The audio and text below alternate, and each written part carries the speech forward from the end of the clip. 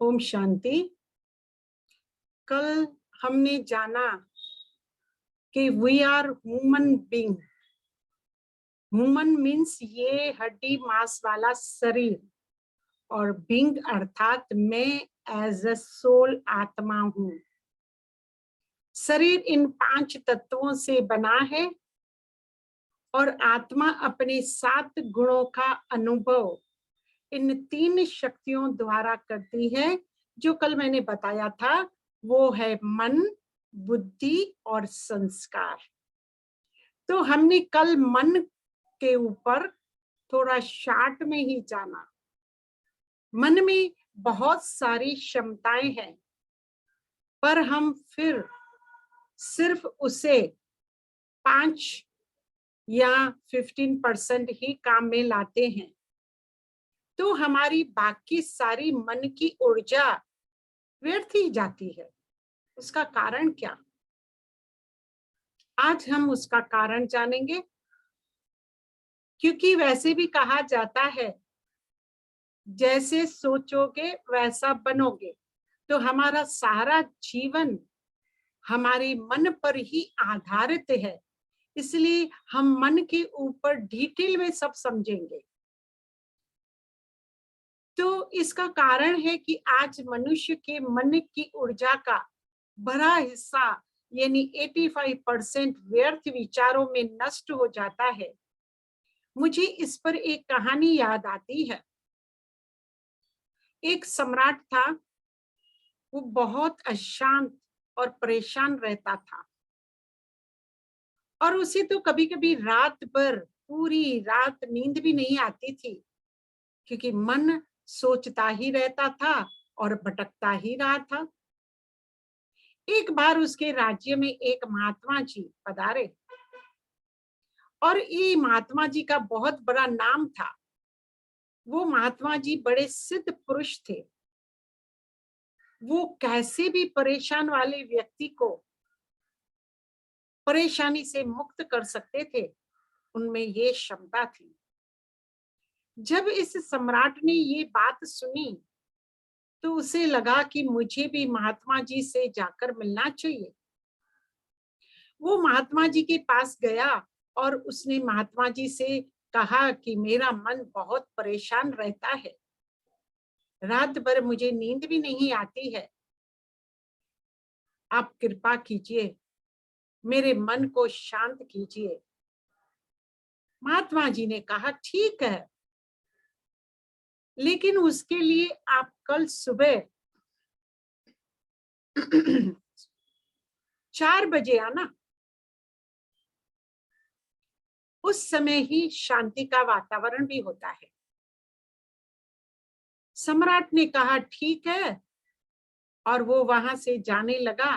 तो महात्मा जी ने कहा, सुनो, एक बात याद रहे कि कल सुबह जब आप 4 बजे यहाँ आओगे, तब अपने मन को साथ में लेकर आना। सम्राट ने कहा ठीक है, और वहां से जाने लगा। लेकिन मन में अनेक प्रश्न, क्वेश्चन, सवाल इतने उठ रहे थे कि महात्मा जी अगर कल सुबह मेरा मन शांत कर सकते हैं, तो अभी भी तो कर देते तो अच्छा था ना, कल के लिए क्यों रोका। अब एक और रात फिर मेरी परेशानी बढ़ेगी, और पता नहीं महात्मा जी मेरे मन को शांत भी कर पाएंगे या नहीं। फिर सम्राट ने सोचा कि महात्मा जी ने कहा है अपने मन को साथ ले आना। देखो, एक ही बात पर कितने सारे सवाल, कितने विचार उठते हैं। अब वो सोच रहा था, महात्मा जी ने तो कहा है अपना मन साथ ले आना। अब मन को कैसे साथ लेना, मुझे तो कुछ मालूम ही नहीं है। उसने तो ये मुझे बताया ही नहीं कि मैं मन को कैसे साथ लाना होगा। ऐसे अनेक व्यर्थ फालतू विचार चलते रहे, और रात भर उसे नींद भी नहीं आई। सम्राट सुबह 4 बजे महात्मा जी के पास पहुंच गया। तो देखा महात्मा जी आसन लगाकर बैठे हैं और पास में एक बड़ा डंडा भी रखा है। सम्राट को देखकर महात्मा जी ने कहा, आइए आसन ग्रहण कीजिए। सम्राट सामने बैठ गए तो महात्मा जी ने सबसे पहले उनसे यही सवाल पूछा, क्या आप अपने मन को साथ लाए हो? सम्राट सोचने लगा।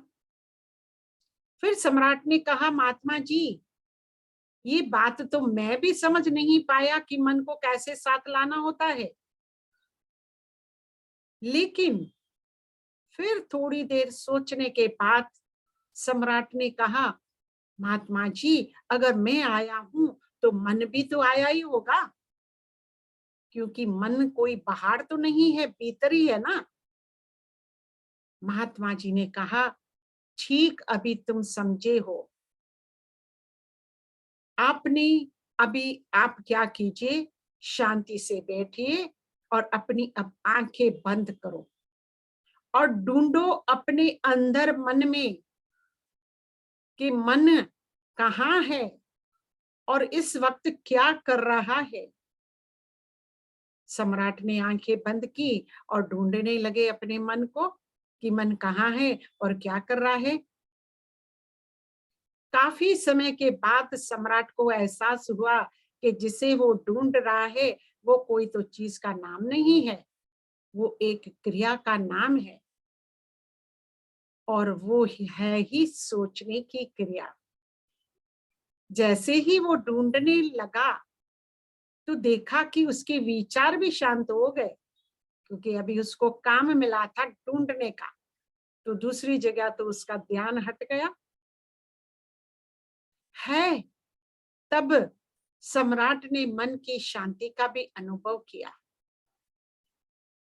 इस कहानी का भाव यही है कि आज हमारा मन परेशान इसलिए होता है क्योंकि हम मन के विषय में जानते ही नहीं है। आज हमारे जीवन शैली इस प्रकार की बन गई है कि मन किस दिशा में चल रहा है ये महसूस करने के लिए हमारे पास समय ही नहीं है। आप देखो, आप कईयों को कहते हो कि चलो अब ये राजयोगा कोर्स करने, कहेंगे हमारे पास तो टाइम ही नहीं है। हमें तो ये भी मालूम नहीं है कि मन में बहुत सारी क्षमताएं भी है। अभी हम उसका अनुभव करेंगे थोड़ी देर के लिए। मैं आपको प्रैक्टिकल अनुभव करा रही हूं। सब स्ट्रेट बैठ जाइए। आप जहां भी बैठे हैं वहां बैठे ही रहिए और अपनी आंखें बंद कर पहुंच जाइए अपनी ऑफिस में।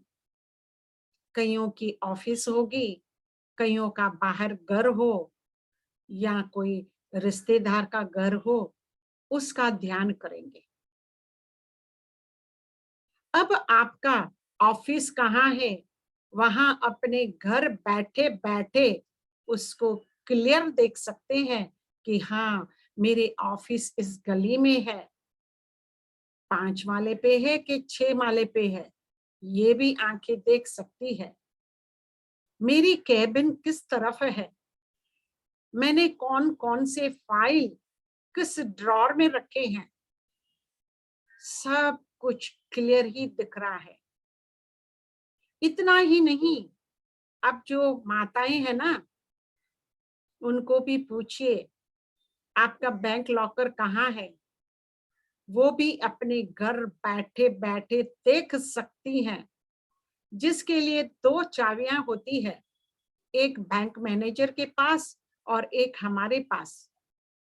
मन को तो उस चाबी की भी जरूरत नहीं होती है, फिर भी मन की आंखें वहां इतना दूर तक सब कुछ क्लियर देख सकती है कि मेरा लॉकर में कौन सी ज्वेलरी रखी है, रुमाल में बांध के रखी है या किसी फिर अच्छे बॉक्स में रखी है, कौन से कंगन रखे हैं या हार रखे हैं।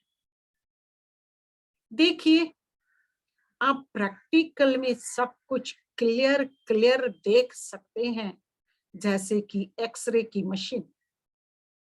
अरे इतना तक नहीं, ये मन तो 15 साल पीछे और 15 साल आगे भी देख सकता है। 15 साल पहले इस व्यक्ति ने मुझे क्या कहा, आज भी मुझे वर्ड बाय वर्ड याद है। शायद उस वक्त इतनी समझ भी नहीं थी और मुझे कुछ समझ नहीं आया, तो मैंने इतना उस समय रिएक्ट नहीं किया। पर आज अगर मैं उस बात पर विचार करती हूँ, तो आज तो मुझे ज्यादा समझ में आ रहा है कि उसने वो बात किस भाव से कही थी।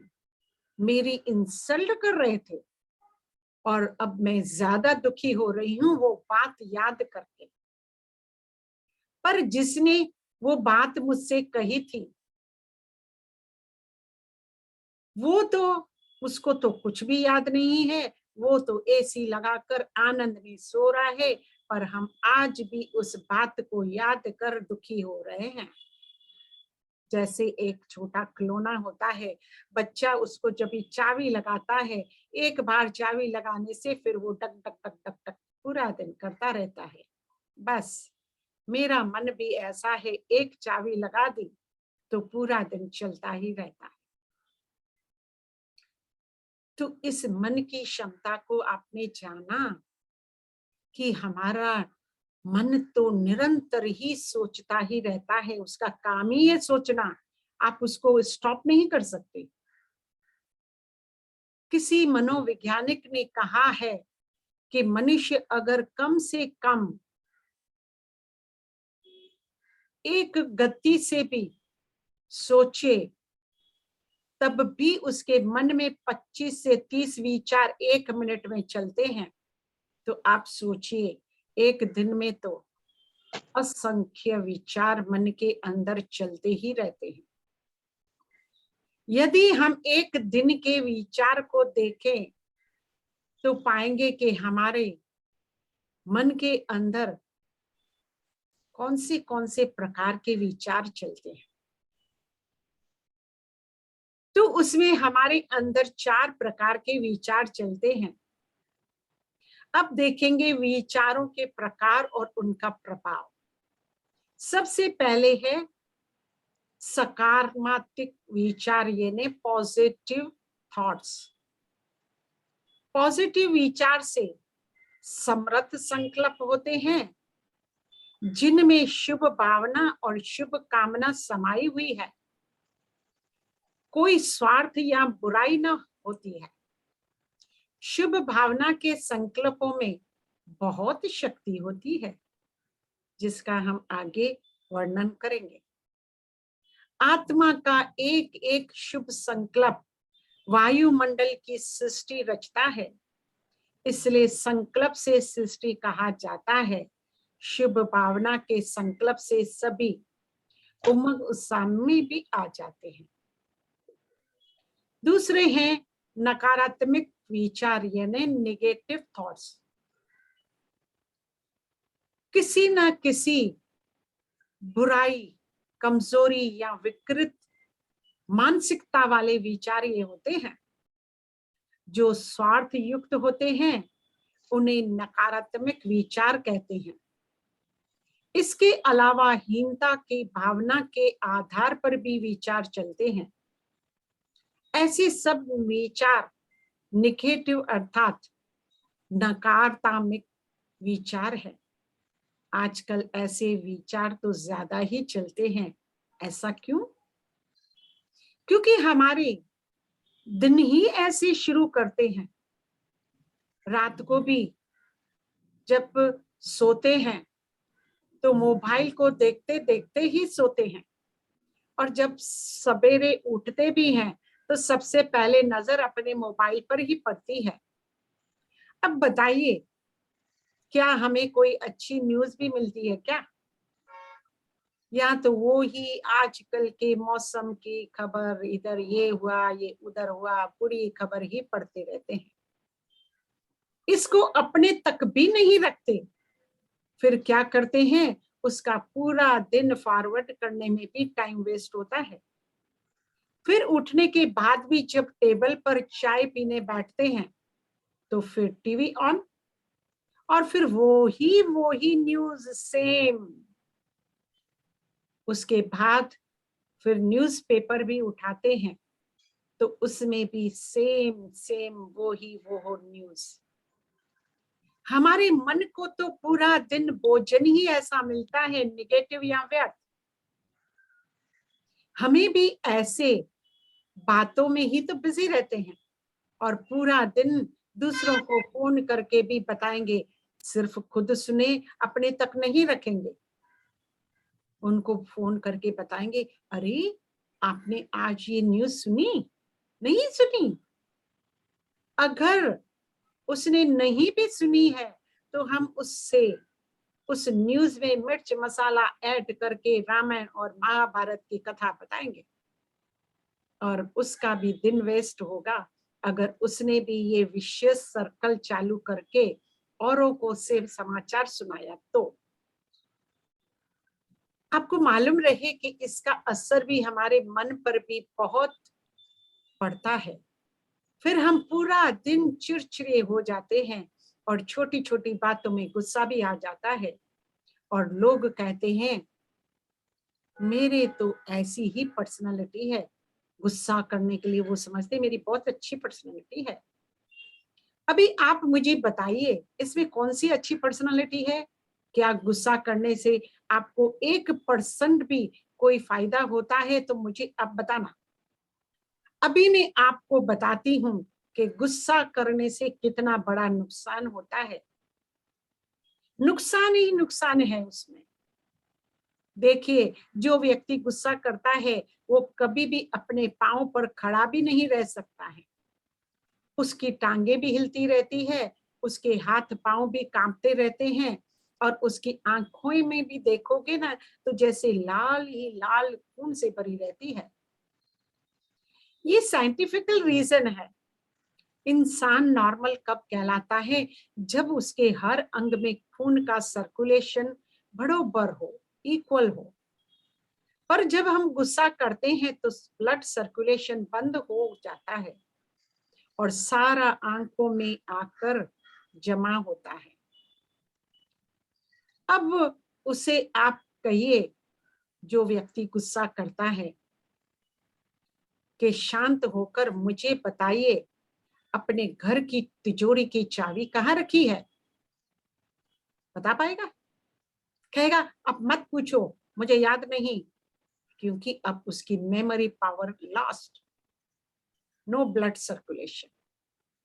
अब फिर उनसे पूछिए मुझे ये बड़ा डिसीजन लेना है, क्या मैं हाँ करूं या ना करूं, प्लीज जल्दी से बताइए। फिर वो बोलेगा अब मत बात करो, क्योंकि अब डिसीजन पावर भी खत्म। जब घर में एक जना भी गुस्सा करता है तो घर में तो इतनी सुनसनी हो जाती है जैसे पिन ड्रॉप साइलेंस, और घर में हर कोई, जितने भी व्यक्ति हैं, डरते ही रहते हैं कि कहाँ ये गुस्सा पलट कर मुझ पर नहीं आ जाए। अब इतने में कुक से हमने चाय मंगाई, वो भी बेचारा डर डर कर आकर चाय रखने ही जा रहा था कि चाय टेबल पर गिर गई। अब ये गुस्सा ऐसा है, जब तक हम इंपोर्ट या एक्सपोर्ट नहीं करें तो चैन से भी हम नहीं बैठ सकते। अब आप सोचिए क्या करेंगे उस वक्त? अब पूरा गुस्सा ट्रांसफर हो जाएगा कुक के ऊपर, क्योंकि अब तो हमारी सहन शक्ति पावर भी गुम हो गई है। अभी हम कहेंगे चलो छोड़ो लंच करते हैं, तो वो कहेगा मुझे अभी भूख नहीं है, भूख भी खत्म हो जाती है, और अगर जबरदस्ती खाया भी तो उसमें कोई टेस्ट भी नहीं आएगी, टेस्ट सेंस भी गुम। अभी अगर बच्चे घर में टीवी बड़े वॉल्यूम पर देख रहे हैं तो अब पूरा गुस्सा उन पर आएगा, कहेगा बंद करो, अब ये आवाज नहीं करो। जो खुद के ही मन में इतना शोर है तो दूसरों का आवाज भी पसंद नहीं आता है। वो अपने ही शोर में बिजी होता है। अगर न्यूज़पेपर भी पढ़ने को देंगे तो उसमें भी इंटरेस्ट नहीं होगा। फिर क्या करेगा? जोर जोर से पेज पलटाएगा, पढ़ेगा नहीं। और अगर अपने रूम में भी जाना होगा तो दरवाजा भी बंद करेगा, तो ऐसे धड़ाम से कि पूरा घर ही गूंज उठता है। क्योंकि अभी सारी कर्म इंद्रियां काम ही नहीं कर रही है, जीरो हो गया है, सब पावर खत्म।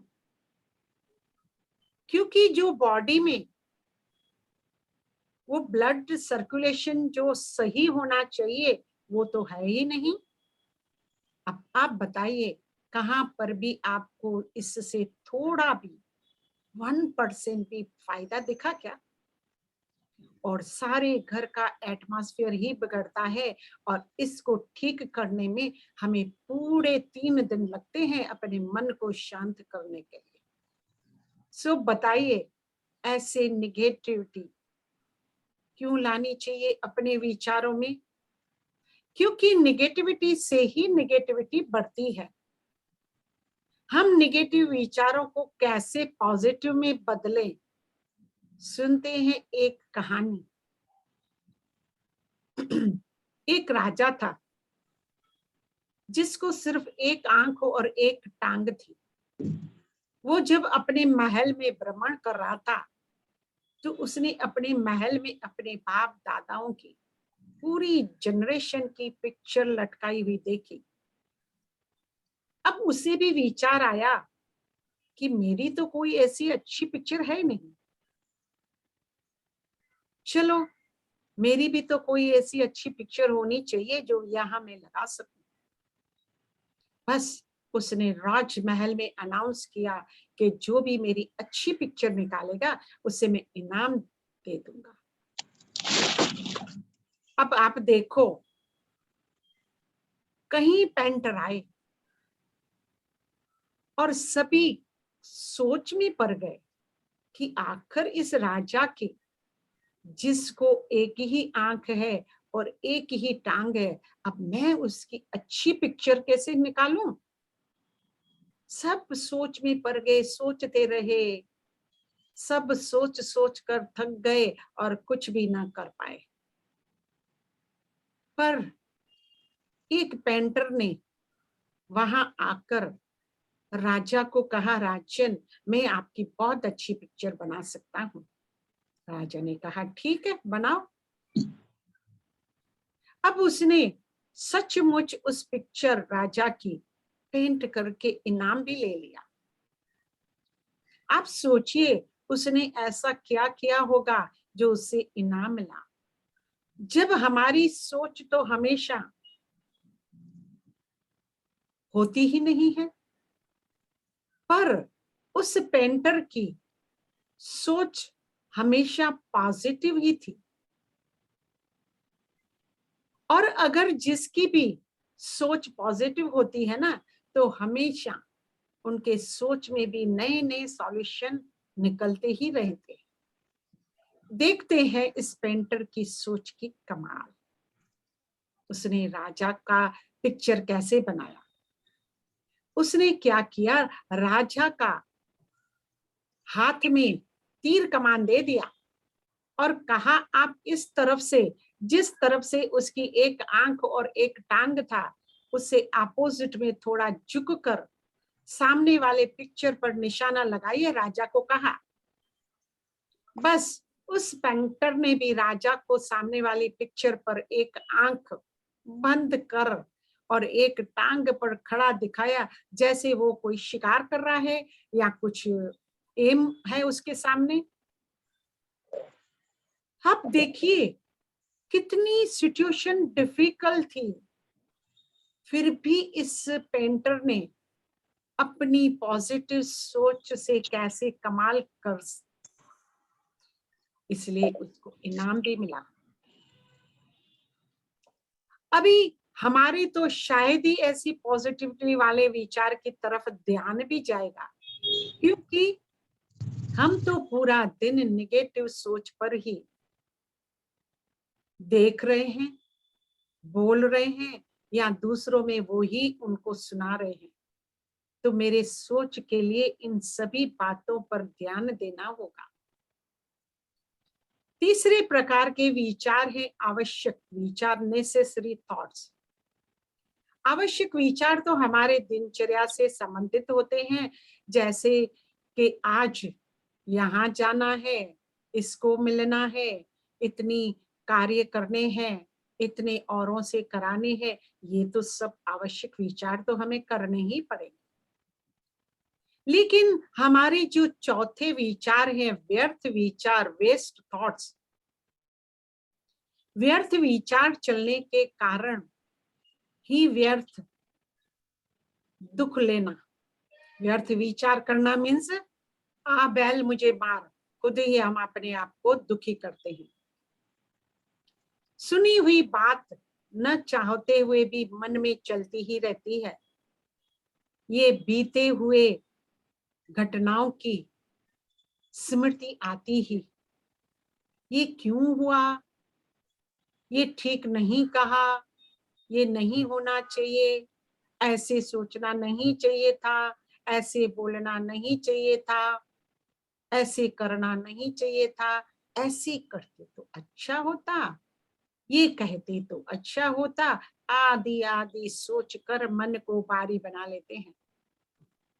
लेकिन अब तो जो होना था सो तो हो गया, उस पर विचार करके कोई फायदा नहीं हो सकता। अब वर्तमान की बारी में नहीं सोचते हैं, बल्कि उन्हें बीती हुई बातों के जुगाल में करते ही रहते हैं, करते ही रहते हैं, क्योंकि इनसे समय और शक्ति की बर्बादी भी होती है। इसलिए इन्हें व्यर्थ विचार कहते हैं। इस पर मुझे एक किस्सा याद आता है, शायद आपको उससे समझ में आ जाए। एक अमित नाम का नौजवान कहीं ऑफिस काम के लिए इंटरव्यू देने गया था। वहां तो अनेक आते हैं और अपने अपने नंबर आने तक हरेक को लाइन में बैठकर वेट करना पड़ता है। ये अमित वहां बैठा तो था, पर बैठे क्या हम सोच रहे हैं। सोच तो किसी के कंट्रोल में ही नहीं होता है। उसके मन में भी अनेक व्यर्थ विचार स्पीड से चल रहे थे। क्यों? वो ही विचार उसे बहुत परेशान भी कर रहे थे। वो क्या सोच रहा था? अपनी घर की रोज की रूटीन से सोच रहा था, ये कैसा जीवन है, रोज रोज वो ही माँ बाप की खटपट, कब मुझे इससे छुटकारा मिले, एक बार ये नौकरी मिल जाए, फिर मैं वो घर छोड़ दूंगा, अलग रहूंगा, स्वतंत्र रहूंगा और मजे करूंगा। ऐसी भयानक व्यर्थ विचारों की जाल चल रही थी उसके मन में। वहां ही बैठे बैठे उसे अपनी दिनचर्या देखी। अब उसके घर की दिनचर्या क्या है, जरा हम भी देखते हैं। उसने अपने दिनचर्या देखता है कि सुबह उठता हूं तो उसकी माँ की आवाज, पिताजी की आवाज हमेशा हर बात में टोकते ही रहते हैं, हमेशा डांटते ही रहते हैं, कुछ न कुछ कहते ही रहते हैं।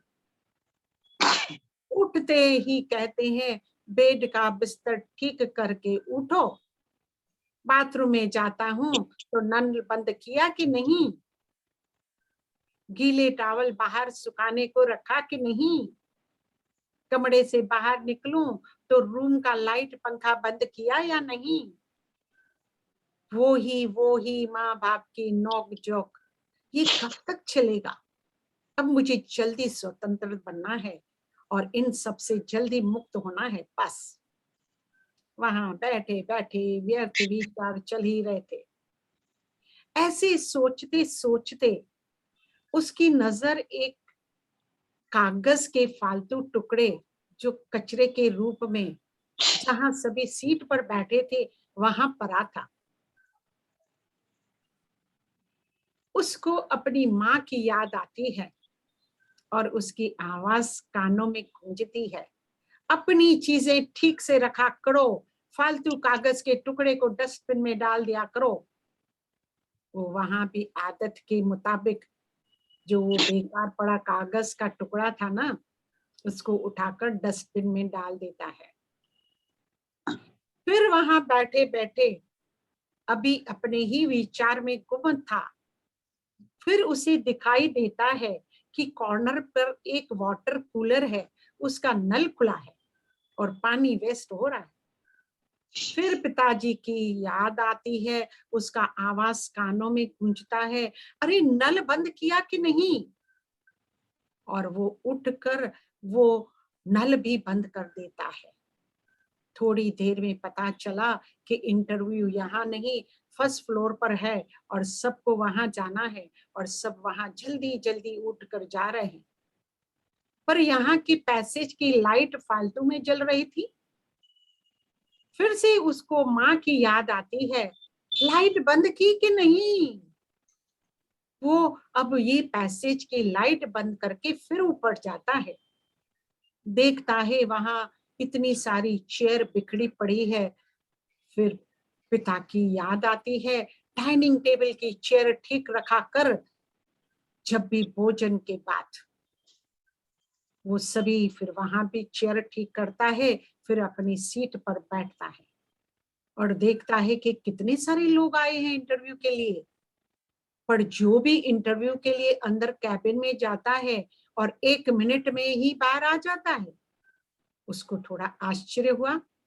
उसने एक से पूछा, अंदर क्या सवाल पूछे जाते हैं? सब बोल रहे थे, जवाब दिया, कुछ भी नहीं पूछा, बस इतना कहा आप जा सकते हो। बहुत ही जन अंदर गए, तुरंत ही वापस आ गए। अंदर जो बॉस है ना, वो किसी से कुछ भी सवाल नहीं पूछता, बस यूं ही वापस बाहर भेज देता है। अब इसे भी थोड़ा डर लगने लगा कि मुझे नौकरी मिलेगी कि नहीं। अब जब इसका टर्न आया, इसका नंबर आया और वो अंदर जाता है, और बॉस ने तो उसकी सिर्फ निमित्त मात्र फाइल देखी और कहा, कांग्रेचुलेशंस, यू आर सिलेक्टेड। कब ज्वाइन कर रहे हो? ये तो अचरज में पड़ा। फिर बॉस को कहने लगा, क्या आपने कहा? बॉस ने कहा, हाँ, आपने ठीक सुना, सही सुना, कब ज्वाइन कर रहे हो? इस इंटरव्यू में कोई भी क्वेश्चन नहीं पूछे जाते हैं। नीचे से ऊपर तक हमने सीसीटीवी लगा की हुई है। हम सबका एटीट्यूड देख रहे थे, कहीं आए कहीं गए, पर किसी ने भी कागज का टुकड़ा डस्टबिन में नहीं रखा, किसी ने नल नहीं बंद किया, पैसेज की लाइट नहीं बंद की, चेयर जगह पर नहीं रखी। ये था इंटरव्यू का जरिया। देखा आपने? अब देखा जाए कि तुम क्या हो, आपका व्यवहार कैसा है, आपका एटीट्यूड कैसा है, आप हमारी ऑफिस कैसे संभालोगे, कैसे उसका उपयोग करोगे, ये सारी बातें इस पर आधारित है। इसलिए तुम इस जॉब के लिए सूटेबल हो। अमित बाहर आता है और उसके आंखों में आंसू आ जाते हैं। क्यों? क्योंकि पहले तो सोच रहा था कि माँ बाप की कैसे छुटकारा मिले, सोच रहा था उस घर को कब छोड़ूं और स्वतंत्र से अपने एक नया घर ले लूं। घर जाकर अपनी माँ बाप से माफी मांगता है और उन्हें गले भी लगाता है। जी, जो भी ये बड़े हमारी जो हमें शिक्षाएं देते हैं, जो व्यवहार एटीट्यूड वो हमें सिखाते हैं या घर में जो बनाते हैं, वो ऑर्डिनरी सोच से हम कभी समझ नहीं सकते। ये शिक्षाएं जो है, ये सिर्फ शिक्षाएं नहीं है, ये रूहानियत से बड़ी हुई शिक्षाएं हैं, जिंदगी में काम आने वाली होती हैं। यही मैनर्स देवी देवताओं की शिक्षा वालों जैसी होती है, जो हमें जीवन में भी जीने की शिक्षा बताती है। जीवन बनाने की शिक्षा यही तो होती है। और हम बड़ों की छोटी छोटी बातों में भी, हमें जीवन में भी ये बातें बहुत ऊंचा, आसमान की ऊंचाइयों तक ले जाती है, क्योंकि उनका ये खुद का एक्सपीरियंस होता है जिससे वो हमें कुछ शिक्षाएं देते हैं। और ये जाने अनजाने में अमित नौजवान ने भी अपने जीवन में ग्रहण तो किया ना, जो माँ बाप ने सिखाया, तभी तो वो ऑफिस में कर पाया, और इस कारण ही उसका सिलेक्शन भी हुआ। माँ बाप हमें ऐसी कहीं शिक्षाएं देते रहते हैं जो हमें पहले पहले पसंद तो नहीं होती है, परंतु उन शिक्षाओं, उन बातों में बहुत गहरे राज समाये होते हैं जो हम बाद में याद आती रहती है। वरना तो उस समय हमें वो फालतू लगता है और हमेशा नेगेटिव विचारों से और ही नीचे की ओर हमें ले आती। वैसे भी एनालिटिक के अनुसार विश्व के 80% विचार जो हैं भूतकाल यानी पास्ट के, जो बीती हुए हैं, बीत गई बात जिसको कैंसिल चेक कहते हैं, वो क्या कभी काम में नहीं आता है। और 50% विचार हमारे भविष्य के चिंताओं के लिए होते हैं। जो प्रामर्सरी यानी फिक्स डिपॉजिट होते हैं उनको भी आप तोड़ नहीं सकते। पर वर्तमान में हम कितना जीते हैं, वर्तमान हमारे लिए बहुमूल्य सौगात है जिसको हम गिफ्ट कहते हैं। इसका भरपूर सदुपयोग होना चाहिए। भूतकाल की घटनाओं में उलझकर उसे व्यर्थ नहीं खोना चाहिए, क्योंकि वर्तमान क्षण भी ईश्वर की दी हुई सौगात है, अर्थात गिफ्ट है। परंतु इस ईश्वरीय सौगात को हमने मूल्य रखा है तो सिर्फ 5%, बाकी तो इधर उधर पास्ट और फ्यूचर में। इसलिए ही संसार में दुख बढ़ गया है, क्योंकि हमने उस ईश्वरीय सौगात का महत्व समझा ही नहीं है, उसका उपयोग किया ही नहीं है। अगर मन में व्यर्थ विचार चलते हैं तो फिर पॉजिटिव विचार ठहर नहीं सकते व्यर्थ विचारों के साथ। व्यर्थ विचार व्यक्ति के उमंग उत्साह को भी समाप्त करता है। तो सदा उनके क्या, क्यों, ये कौवे की भाषा हुए, ये क्यों हुआ, कैसे हुआ, काय के लिए हुआ, ये कौवे की भाषा है। उसमें ही सारा दिन मनुष्य उलझा ही रहता है। इसलिए छोटी छोटी बातों में दिल शिकस्त हो जाते हैं। इस प्रकार हमारे मन में 4 प्रकार के विचार चलते हैं। मोस्टली लोग कौन सी विचार ज्यादा चलाते हैं, आप करना इस पर सोच और विचार, और करना कल के एपिसोड का इंतजार। आइए तो हम मेडिटेशन करते हैं। सबसे पहले हम अपने मन और बुद्धि को ले चलते हैं इस आवाजों और आसपास की हलचल की दुनिया से दूर। मन में उठे नेगेटिव विचारों से भी दूर दूर, अपनी ही गुफा में हर रोज पॉजिटिव विचार सुनते सुनते अब हमारे मन को भी थोड़ी प्रैक्टिस हो गई है अच्छा अच्छा सोचकर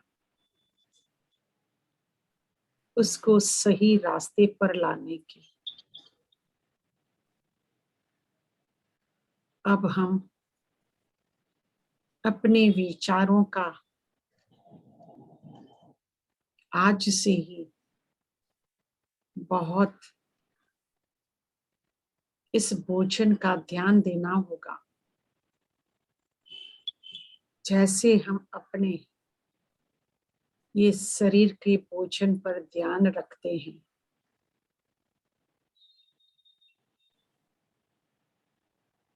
चारों तरफ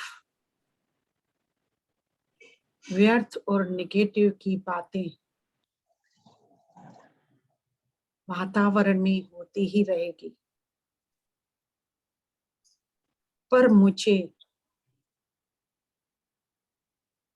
इन बातों पर ज्यादा ध्यान नहीं देना है। कोई भी न्यूज़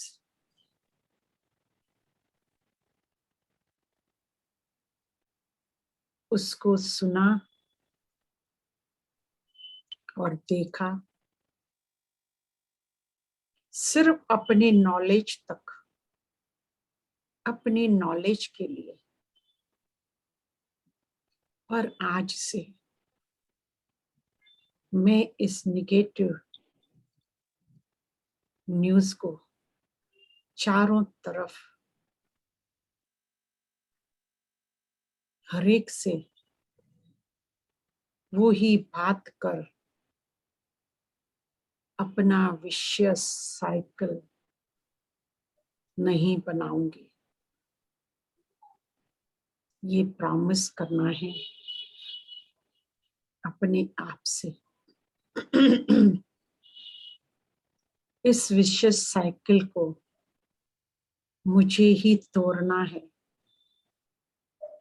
तो फिर सामने वाला भी सोच समझकर मुझसे कम्युनिकेट करेगा। जब हम अपनी सोच को अपने मुट्ठी में अपने वश करेंगे, जो आज तक वो मन मुझे वश कर बैठा है और नचा रहा है, जब मैं उसे वश करूंगी, अच्छी ट्रेनिंग दूंगी, तो मन शांत होगा। ऐसी प्रैक्टिस से मेरे मन में वो चिड़चिड़ापन भी समाप्त हो जाएगा। थोड़ी देर के लिए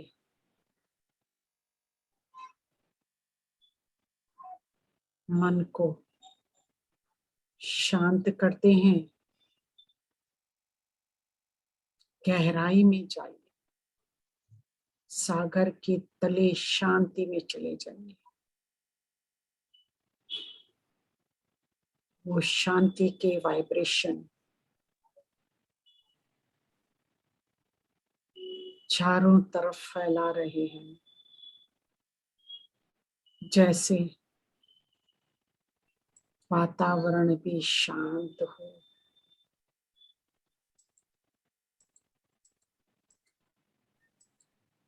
ओम शांति शांति शांति।